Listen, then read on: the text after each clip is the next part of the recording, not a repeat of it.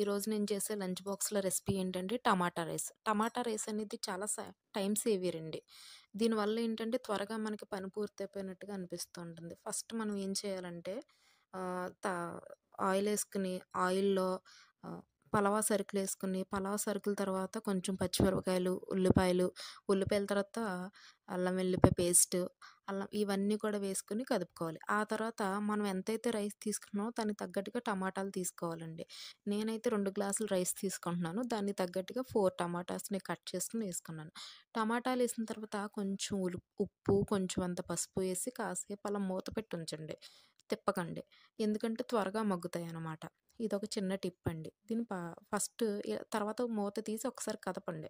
కొంచెం ఉడకనట్టు టమాటాలేమైనా ఉంటే గరిటెతో కొంచెం కదపండి. అలా చేయడం వల్ల త్వరగా అదంతా మిక్స్ అయితది. ఇలా మిక్స్ అయిన టమాటా గ్రేవీ అనేది రైస్‌లో చాలా బావుంటుందనమాట.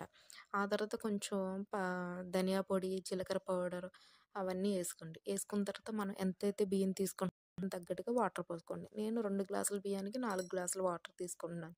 ఆ తర్వాత ఒకసారి గరిటెతో కదుపుకొని, ఆ తర్వాత కొంచెం పొంగు రానివ్వాలి. ఈ వాటర్ ఎప్పుడైతే పొంగొస్తుందో అప్పుడే బియ్యం బాగా ఉడుకుతుందండి. అలా కాకుండా వాటర్ ఎయంగానే బియ్యం ఏసేసారనుకోండి అది ముద్ద ముద్దగా అయిపోతుంది. అందుకని వాటర్ కాసేపు బాయిల్ అవ్వాలి.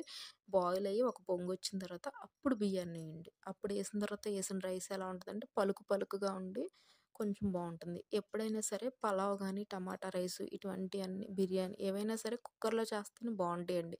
రైస్ కొంచెం పొడుగ్గా అవుతుంది. పొడి పొడిలాడుతుంది. టేస్టీగా కూడా ఉంటుంది.